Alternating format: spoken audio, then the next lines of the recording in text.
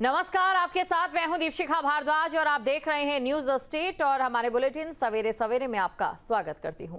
चलिए बुलेटिन की शुरुआत करेंगे सहारनपुर से बड़ी खबर के साथ, जहां मूसलाधार बारिश से जनजीवन अस्त व्यस्त हो गया है। मिर्जापुर के फतेहुल्लापुर स्पोर्ट्स कॉलेज में फिर नदी उफान पर है। नदी का पानी रोड तक पहुंचा, ग्रामीणों में हलचल मची और आसपास के 4 गांव में पानी घुसने की आशंका जताई जा रही है। ग्रामीणों में दहशत, जहां लोग सड़कों पर निकले, प्रशासन अलर्ट है, निगरानी तेज करने की मांग कर दी। तो तस्वीरें आपके सामने, तस्वीरों में आप देख सकते हैं जहां पर एक बार फिर से जो नदी है वो उफान पर नजर आ रही है। खबर पर अधिक जानकारी के साथ सोहेल हमारे साथ जुड़ चुके हैं। सोहेल, इस समय तस्वीरें हम देख पा रहे हैं, ऐसे में यात्रियों को काफी मुश्किलों का सामना करना पड़ रहा है।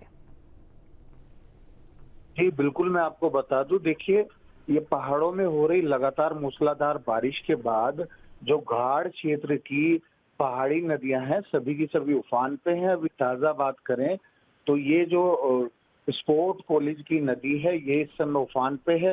ये नदी लगभग जो है 12 से 14 गांव के बीच से होकर गुजरती है और 4 गांवों के अंदर जो है पानी भरने का खतरा है। ग्रामीणों में दहशत है और जिसकी वजह से ग्रामीण जो है अपने घरों से बाहर आ गए हैं। लगातार जो रपटे हैं उनके ऊपर से होके ये नदी गुजर रही है, जिससे कि जो संपर्क मार्ग है वो भी कटा हुआ है और आने जाने में, आवाजाही में लगातार परेशानियों का जो है सामना ग्रामीणों को करना पड़ रहा है। जी सोहेल, और देखिए अभी शुरुआती मानसून का दौर है, ऐसे में ये बात और भी ज्यादा डरा रही है कि जब मानसून अपने चरम पर होगा तब क्या स्थिति होगी। जी बिल्कुल, मैं आपको बता दूं, ये हर बार मानसून के अंदर सहारनपुर की जो नदियां हैं वो उफान पे आती हैं। पिछले वर्ष की अगर बात करें तो जो यमुना नदी है उसने अपना जो है प्रकोप दिखाया था और आसपास के तट बंद को काट दिया था। कहीं गांव जलमग्न हो गए थे और यूपी ही नहीं, यूपी से लेके जो अपना हरियाणा के क्षेत्र के गांव पड़ते हैं उन सारे गांवों को नुकसान देखना पड़ा था। बाढ़ जैसे हालात हो गए थे। तो कहीं ना कहीं प्रशासन की भी इसके अंदर ये लापरवाही नजर आती है कि समय पर जो जरूरी जो है इंतजाम होने चाहिए वो हर वर्ष नहीं किए जाते। तो ये एक बड़ी समस्या है जिससे कि मुख्यालय से लगातार जो गांव हैं बाढ़ आती है उन गांवों में और संपर्क क्षेत्र जो है वो मुख्यालय से कट जाता है। जी शुक्रिया तमाम जानकारी को दर्शकों तक पहुंचाने के लिए।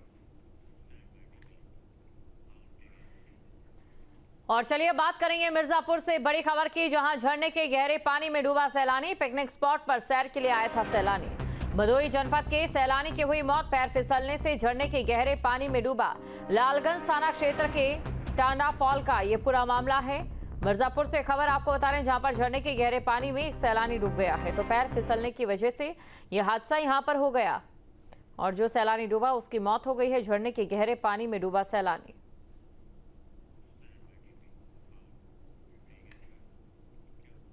और कांवड़ यात्रा के लिए तैयार योगी सरकार, सीएम योगी के निर्देश पर चल रहा व्यापक प्लान। नगर विकास विभाग ने सभी जिलों को दिशा निर्देश दिए। यात्रा मार्गों पर साफ सफाई, पेयजल और हेल्थ कैंप की व्यवस्था। 1 जुलाई से 31 जुलाई तक संचारी रोग नियंत्रण अभियान। 11 जुलाई से 31 जुलाई तक चलेगा दस्तक अभियान। कांवड़ यात्रा को जीरो प्लास्टिक इवेंट बनाने की तैयारी। सिंगल यूज प्लास्टिक पर सख्त कार्रवाई के आदेश। यात्रा मार्गों पर साफ सफाई, पेयजल और हेल्थ कैंप की व्यवस्था। 1 जुलाई से 31 जुलाई तक संचारी रोग नियंत्रण अभियान चलाया जाएगा। आपको ये जानकारी दे दें, 11 जुलाई से 31 जुलाई तक दस्तक अभियान होगा। ये बड़ी खबर आपको बता रहे हैं। कांवड़ यात्रा को जीरो प्लास्टिक इवेंट बनाने की तैयारी में है योगी सरकार। मेरठ ऊर्जा राज्य मंत्री सोमेंद्र तोमर ने अखिलेश यादव पर जमकर निशाना साधा। उन्होंने कहा कि अखिलेश यादव मुंगेरी लाल के सपने देख रहे हैं। समाजवादी सरकार ने दिया 1 डिस्ट्रिक्ट 1 माफिया देने का काम किया है।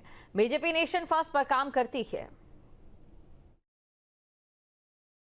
मंत्री डॉक्टर सोमेंद्र तोमर मेरे साथ हैं। मेरठ के ही विशेषता रहने वाले हैं और पश्चिमी यूपी से उनका अपना अच्छा एक तालमेल यहाँ पर रहा है। मंत्री जी, विभागों के साथ में बैठक की है, क्या क्या विशेषता देखने को मिलेगी, कि किन किन बातों का विशेषतः ध्यान रखा जाएगा? कांवड़ यात्रा बिल्कुल नज़दीक है। देखिए, आस्था का विषय है और जब हम कावड़ की बात करते हैं तो जहाँ भगवान भोलेनाथ की बात हो, हम लोग के लिए एक महापर्व की तरह से कावड़ मेला है।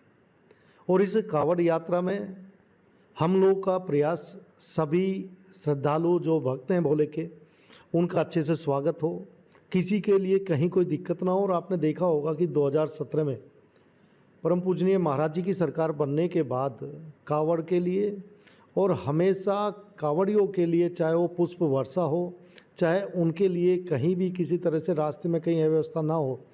जब मैं ऊर्जा विभाग की बात करता हूं तो हमारे विभाग की पूरी तैयारी है। सभी टीमें लगातार निरीक्षण भी कर रही हैं, स्थलीय परीक्षण भी कर रही हैं। विद्युत सुरक्षा विभाग को भी कहा गया है कि सभी कावड़ शिविरों का वो निरीक्षण करें, कहीं भी किसी तरह की कोई घटना ना हो पाए और अच्छे से जायजा लिया जाए सभी तैयारियों का। सूबे के मुखिया ने कहा है कि पूर्ववर्ती सरकारों के लिए परिवार प्रथम रहा है, लेकिन अगर बात करें भारतीय जनता पार्टी की तो उनके लिए प्रदेश प्रथम रहा है। क्या रिएक्शन है आपका, क्या सोचते हैं? देखिए, हम लोग जिस विचारधारा से जुड़े हुए हैं और हमारी विचारधारा में पहले से ही जिस दिन हम लोग शुरुआत करते हैं, हमारे लिए कहा जाता है कि देश प्रथम, पार्टी द्वितीय और तीसरे नंबर पर हम स्वयं। यानी हमारी विचारधारा हमेशा में यही सिखाती है कि पहले हमारे लिए हमारा देश है। जब मैं उत्तर प्रदेश की बात करता हूं तो उत्तर प्रदेश हमारे लिए सबसे पहले नंबर पर है। प्रदेश की व्यवस्था, प्रदेश के लोग, प्रदेश के सम्मानित देवतुल्य जनता का प्रायोरिटी पे रखकर हम लोग सेवा करने में लगे हुए हैं। और जब पूर्ववर्ती सरकारों की बात करते तो आपने अच्छे उदाहरण देखे होंगे कि परिवार, जाति इससे बाहर ये कभी भी पूर्ववर्ती सरकार में, चाहे अखिलेश जी की बात करें तो आपने देखा होगा, इस बार भी आप देख लीजिए, परिवार तक ही सीमित है। और झांसी में बिजली आपूर्ति व्यवस्था पटरी पर आने का नाम नहीं ले रही है, जिसकी वजह से लोगों की रात की नींद और दिन का चैन हराम हो गया। मऊरानीपुर के कई गांवों में 20 दिनों से बिजली नहीं आ रही है, जिसको लेकर लोगों ने मऊरानीपुर में उपजिलाधिकारी को ज्ञापन देकर बिजली सप्लाई करने की मांग की।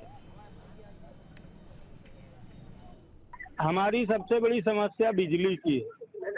जनपद झांसी, तहसील मऊरानीपुर का गांव है बड़ा गांव, जिसका मोहल्ला जगनपुरा, जो लगातार 18 दिन से अंधेरे में जी रहा है। विद्युत विभाग की तानाशाही, भ्रष्टाचारी गुंडई चरम पर है। बिजली विभाग बिना सुविधा शुल्क के कोई काम नहीं करता। ये ग्रामीण खड़े हैं सैकड़ों की संख्या में, ये कह रहे हैं कि लाइनमैन कह रहा है कि अगर पैसे दोगे जब ही बिजली जोड़ी जाएगी, अन्यथा जहां आपने शिकायत की है वहां आप जाके बिजली जुड़वा लो।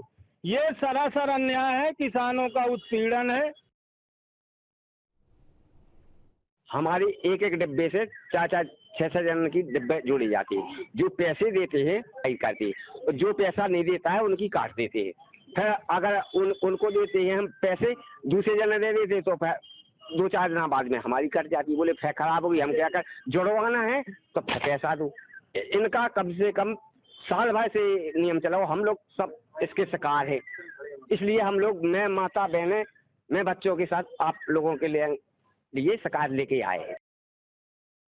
जहाँ भक्ति है हर शब्द में, कथाओं में छिपे हैं दिव्य रहस्य और ज्योतिष देता है जीवन को दिशा। धर्म से जुड़ी हर बातों को जानने के लिए हमारे चैनल स्तुति को सब्सक्राइब करें। चैनल पर जाने के लिए इस लिंक पर क्लिक करें।